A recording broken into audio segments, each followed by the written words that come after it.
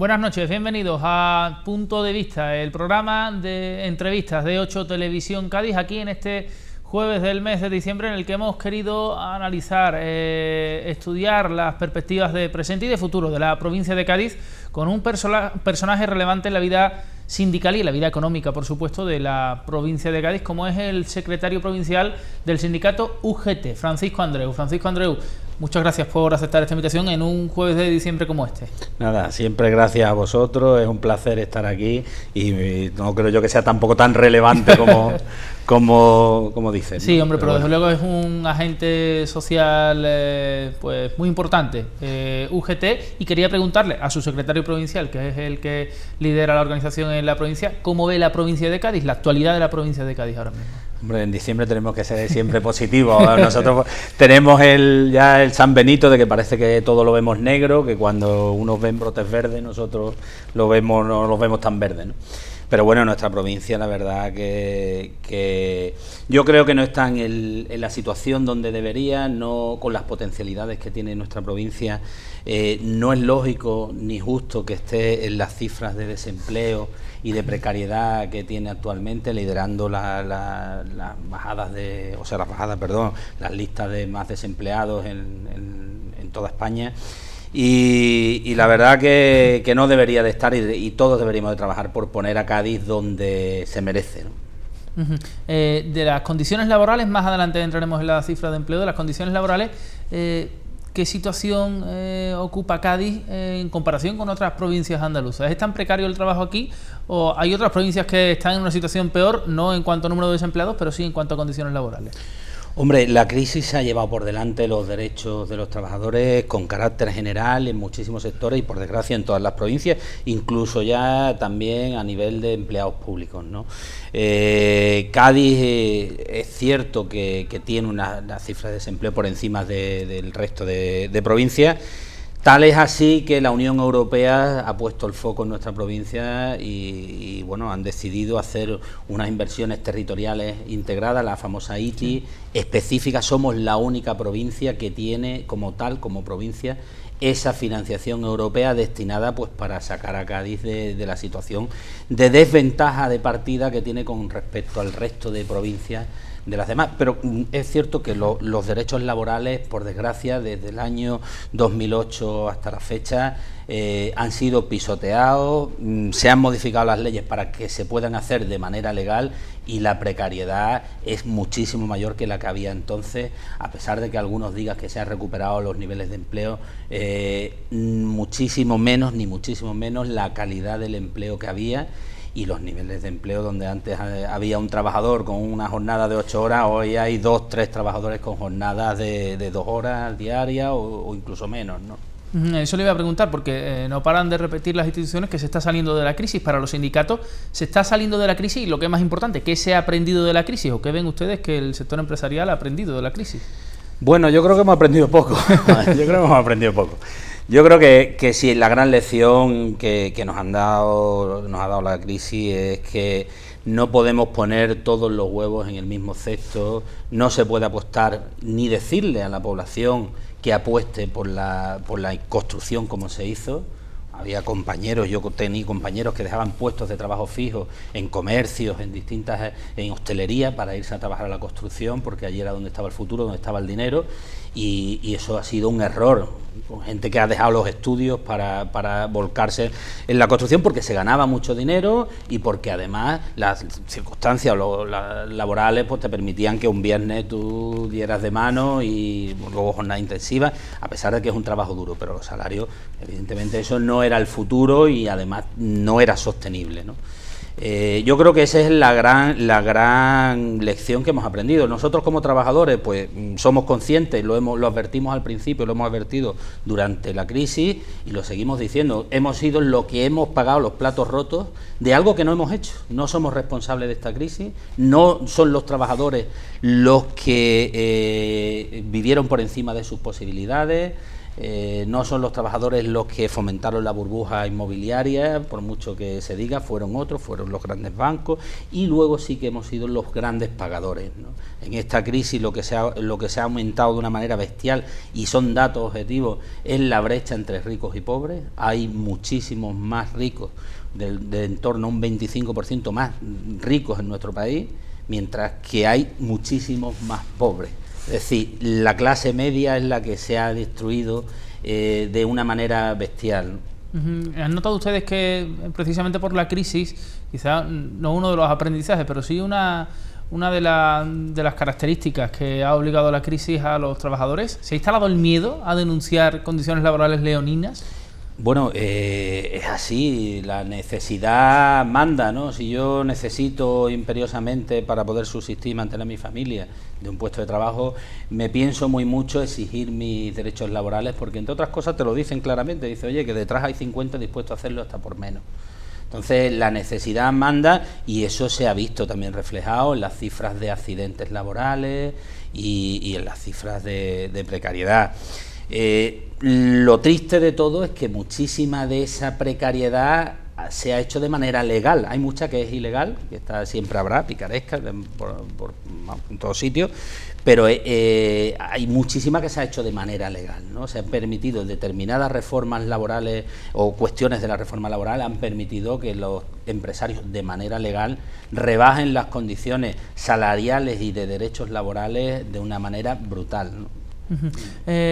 Más adelante iremos con ese tipo de análisis sobre lo que ha dejado la crisis, pero antes le quiero preguntar actualmente cuál es el mapa de las condiciones laborales, qué características tiene el mapa laboral de la provincia de Cádiz a ojos de los sindicatos. El mapa laboral, ¿te refieres al empleo que se crea? Al hoy empleo en que día? se crea y las características de la provincia en ese sentido. Claro, nosotros, bueno, tenemos en nuestra provincia hay sectores que como el turístico, que ha superado la crisis, ha sobrevivido a la crisis, como no se esperaban ni ellos, como no se esperaban ni los propios empresarios, y bueno, el sistema la situación, me preguntabas, perdona, por sí, el mapa laboral, el mapa laboral, ¿qué tiene más peso? ¿Qué tipo de contrato? Claro, es cierto, nosotros tenemos una deficiencia muy importante, que es la estacionalidad. Es decir, este sector turístico del que te hablaba da trabajo durante determinados meses al año, pero luego cuando llega a los meses de septiembre, octubre, finalizan su actividad y vemos como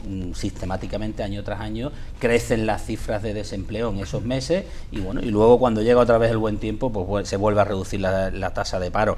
Esa es una de las principales debilidades que tenemos nosotros. La otra es la precariedad y la temporalidad. Hay en nuestra provincia cercano más del 96%, el 97% de los empleos que se crean, de los contratos que se firman todos los meses, que son muchísimos contratos, son contratos en precario, me refiero a tiempo parcial, de horas, y algunos que la inmensa mayoría no superan las semanas, ¿no? Es decir, estamos hablando que en un mes que se destruye empleo, a lo mejor se han firmado 40.000 contratos, ¿no? Hay una inestabilidad, una inseguridad de cara al trabajador de que bueno, el empleo que se está creando es efímero.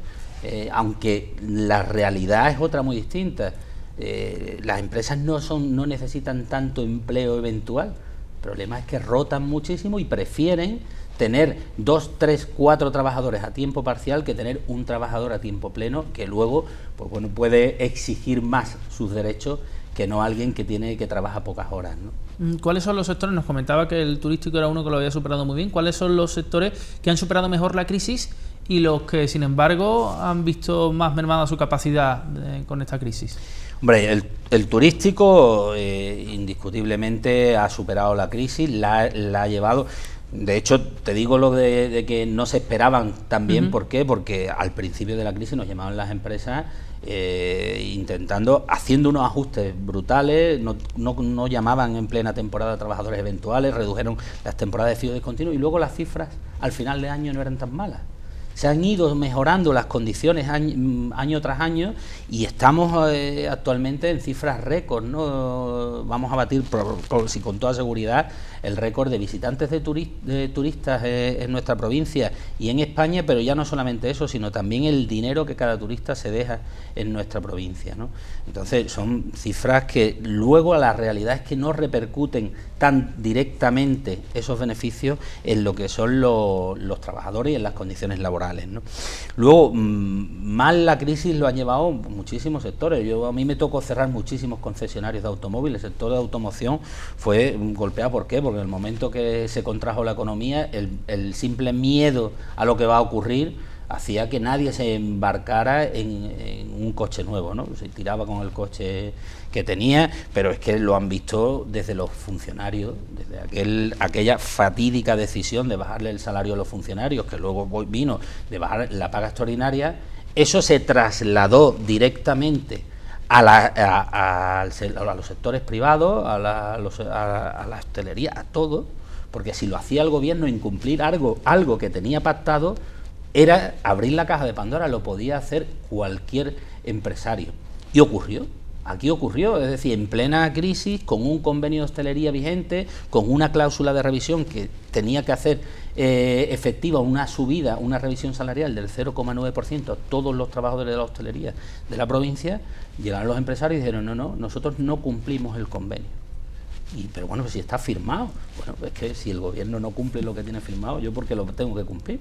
Y tuvimos que renegociar, por darle una salida a la situación, renegociar las condiciones laborales a la baja, dejar aparcado esa revisión salarial del 0,9, es decir, que eso abrió, y luego la inmensa mayoría de los conflictos las empresas te llamaban y decían no, y eran con un objetivo claro, quitar la paga extraordinaria como fuera, que suponía un descenso de en torno al 14%, una cosa así, ¿no? Entonces, fue, de verdad, los funcionarios lo han pasado mal, además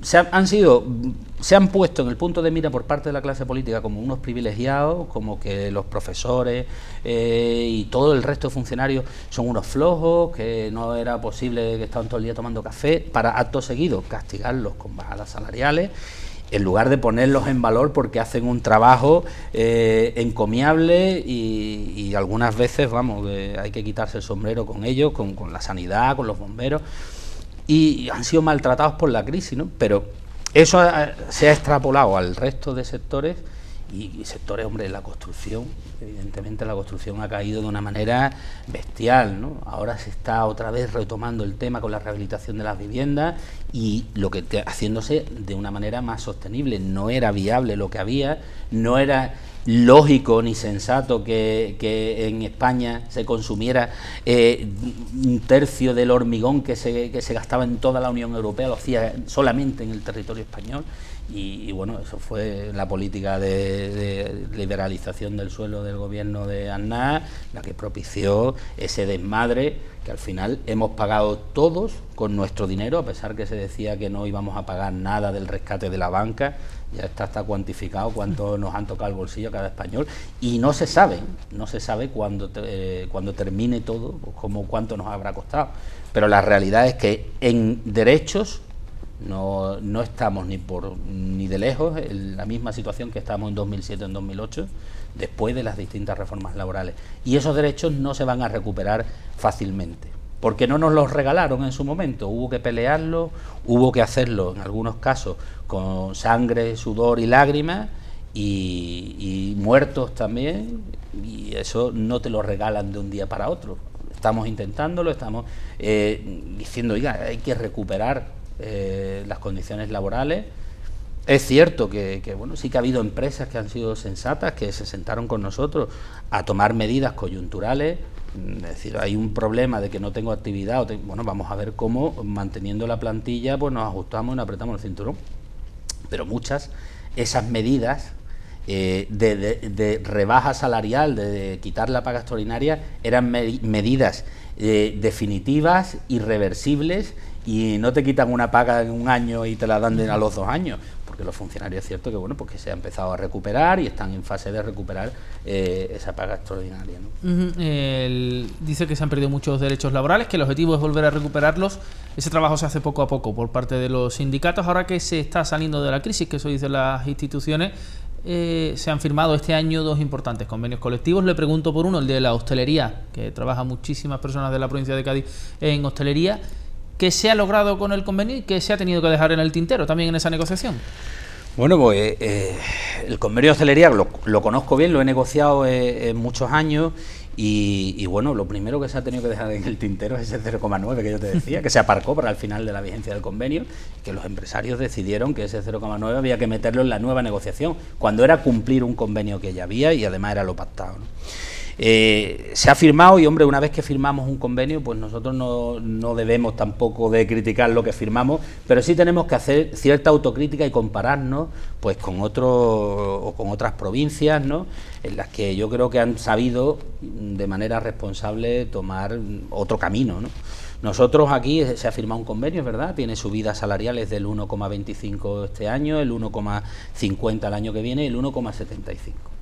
Pero luego tiene también determinadas cuestiones que se han empeorado en este periodo y que no se han conseguido recuperar, como es una cláusula de revisión que opera si los precios suben por encima del 2%.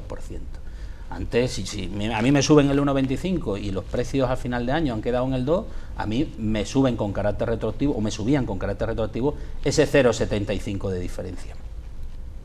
Este convenio pues se firma el 1,25, pero si el IPC queda en el 2%, yo he perdido 0,75. Ahora mismo está en el 1,6. Los trabajadores de la hostelería están perdiendo poder adquisitivo. Esa es la realidad de lo que hemos firmado. ¿Y qué ocurre? Que bueno, pues que estamos, dependiendo de cómo queden los precios, pues se va a dar la circunstancia de que casi con toda probabilidad pierdan poder adquisitivo.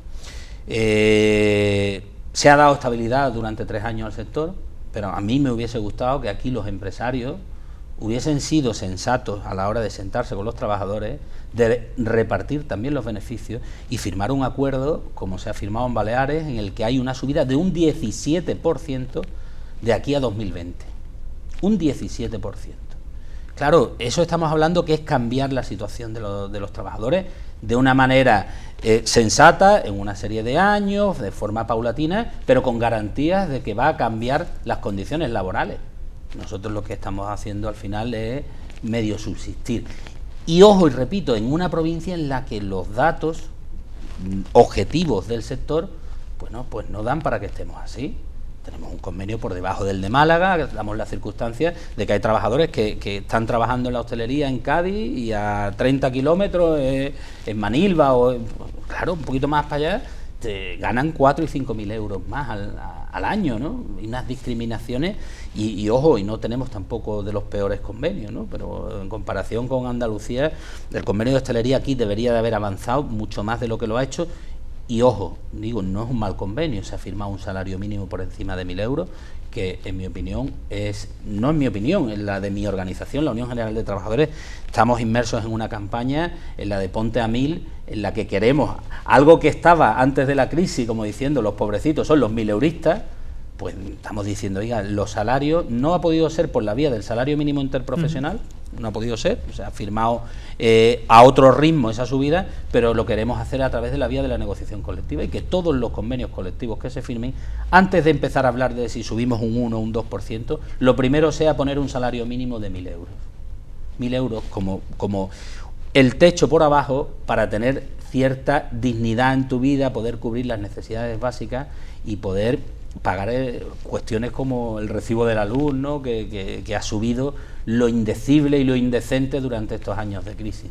¿Cree que el empresariado de hostelería sabrá valorar ese esfuerzo que está haciendo los sindicatos y los trabajadores en estos 3 años, en los que van a perder poder adquisitivo, como me ha contado? Hombre, yo espero que sí. El problema es que las empresas normalmente les mueve el dinero. Y ojo, no me gusta generalizar. Hay empresarios que sí que reparten parte de sus beneficios. Yo, por ejemplo, de verdad me quito el sombrero con Antonio Catalán, el de ACE, que bueno, cuando empezaron todas las cadenas hoteleras como una forma de abaratar costes a externalizar algo que es indecente, el servicio de camareras de piso, el colectivo más numeroso y el que hace el trabajo más duro en la hostelería, en los hoteles, que son las compañeras que limpian las habitaciones, a externalizarlo y aplicarle de esa manera, como la reforma laboral del Partido Popular prevalece el convenio de empresa sobre el convenio de sector, a pesar de que metimos el convenio de hostelería, que el convenio de aplicación que regía este colectivo, independientemente de la empresa que estuviera, tenía que ser el convenio de hostelería. La empresa que hacía, externalizaba el servicio y se lo daba pues a una subcontrata. Todo el colectivo más numeroso se lo daba a una subcontrata, en algunos casos creada por la propia empresa. Ocurrió con Barceló, le ganamos una demanda por cesión ilegal de trabajadores, en la que intentaron hacer a las camareras de piso cooperativistas, sin tener ni siquiera idea de lo que eso le suponía a ellas en responsabilidad futura, ¿no? Pero se dio la circunstancia que todas las empresas, pues unos tenían, las camareras de piso, un convenio de auditores de la Comunidad de Madrid, otras, muchas, el convenio de limpieza, como por ejemplo, que es de los pocos hoteles que todavía se dan esa circunstancia, y lo estamos denunciando, el Hotel Doñana en Sanlúcar, que aplica el convenio de limpieza, que es muy inferior al convenio de hostelería, a las compañeras que están trabajando como camareras de piso. Y este hombre salió a la palestra a decir, oiga, es que no, es que si yo tengo que ganar menos dinero pero tener dignamente a mis trabajadoras, pues lo haré. Y así, de verdad que muchos deberían de tomar ejemplo de empresarios de ese tipo, ¿no? ¿Por qué? Porque no olvidemos que nosotros tenemos que nuestro futuro es el turismo de calidad. El cliente, cuando viene aquí, con quien trata son con los trabajadores, no trata con el gerente, con el director o con el dueño, en contadas ocasiones. Y si el trabajador no se encuentra a gusto, se siente engañado, se siente bien pagado, no se siente reconocido, aunque no lo quiera, eso lo percibe el cliente, porque se les nota en la cara, se les nota en la actitud, ¿no? Pues eso es lo primero, tener contento a los trabajadores, ¿no? Algo que en otros países sí que se le da la importancia que tiene, como Alemania, que siempre nos fijamos en Alemania. Allí el principal capital de una empresa son sus trabajadores. Aquí una empresa con trabajadores vale mucho menos que una empresa sin trabajadores. Lo vemos con la infinidad de concursos de acreedores que ha habido, hoteles como el Hotel Monasterio en el Puerto, hoteles como el de Benalú, el Fair Play Golf, en los que el administrador concursal tiene un objetivo, que además es parte. ¿Por qué? Porque cuanto más dure la liquidación, más tiempo va a estar cobrando, y es el único que tiene garantía de cobrar. Claro, es un procedimiento absurdo por completo. Luego, el principal acreedor siempre es el banco, que mientras cuando los bancos han tenido dificultades, hemos tenido que rescatarlo con nuestro dinero, de nuestra cartera, así de claro, ellos no tienen ningún tipo de responsabilidad social luego con la sociedad, y en lugar de decir, oiga, este hotel va con sus trabajadores, yo prefiero liquidar la empresa, cerrar el Hotel Monasterio, por ejemplo, mandar a los trabajadores al Fondo de Garantía Salarial para que las liquidaciones las paguemos entre todos, que eso sale de nuestras nóminas, hay una partida que va al Fondo de Garantía Salarial, para acto seguido vender la empresa sin trabajadores y que venga una empresa nueva a explotar el negocio, porque no es que el banco es el dueño del inmueble, pero viene una empresa nueva a explotar el negocio y a coger a los trabajadores en condiciones inferiores. En muchos casos a lo mejor los mismos trabajadores, pero entran a trabajar de nuevo. Entonces, la verdad que eso es de hacérselo mirar, el cambio que ha habido con el sistema de los concursos de acreedores, en el que no hay responsabilidad social. Y en España, como te decía, una empresa, a la hora de vender una empresa, y es que lo hacen así de frío, ¿eh? Dicen, bueno, esta es la empresa, vale, ahora dime cuánto cuesta despedir a todos los trabajadores, y eso se lo restamos al valor de la empresa. Así funciona la venta de empresas. Eso en Alemania es inconcebible. En Alemania el mayor patrimonio que tiene una empresa es su personal. El poder el poder de la clase trabajadora, de la formación, sus trabajadores, es el mayor patrimonio de una empresa. Y en cambio aquí, bueno, pues por desgracia eso, y ojo, no se puede generalizar en nada, y en esto tampoco, ¿no? Porque hay empresas que sí que es verdad que tienen a su personal contento, que se preocupan de que estén en buenas condiciones, y además eso lo perciben luego también los clientes, ¿no? Muy brevemente, porque nos queda un minuto para irnos a publicidad, le pregunto, ¿el sector de hostelería es el que concentra más precariedad en la provincia de Cádiz? No necesariamente. Lo que sí que es verdad que hay una parte de trabajadores de la hostelería que está bien reconocido y en condiciones buenas, en buenas condiciones, y luego hay otra parte en la que entra cualquiera, en la que entra personal sin cualificar y muchísimas veces pues sin contrato, con contratos por hora, que ven aquí, hazme tal, atiéndeme estas mesas, y ese tipo de contratos sí que es verdad que hay muchísimos, ¿no? Y en determinados meses en nuestra provincia. Pues le hemos preguntado por el convenio de hostelería. Después de publicidad le vamos a preguntar también por el de las pequeñas y medianas empresas del metal, que se ha firmado también este año, que es muy importante, a Francisco Andreu, el secretario provincial de UGT. Nosotros nos vamos a una pausa publicitaria muy breve aquí en Punto de Vista, en 8 Televisión Cádiz, y enseguida estamos de vuelta con el protagonista que tenemos hoy aquí en los estudios de 8 Televisión Cádiz.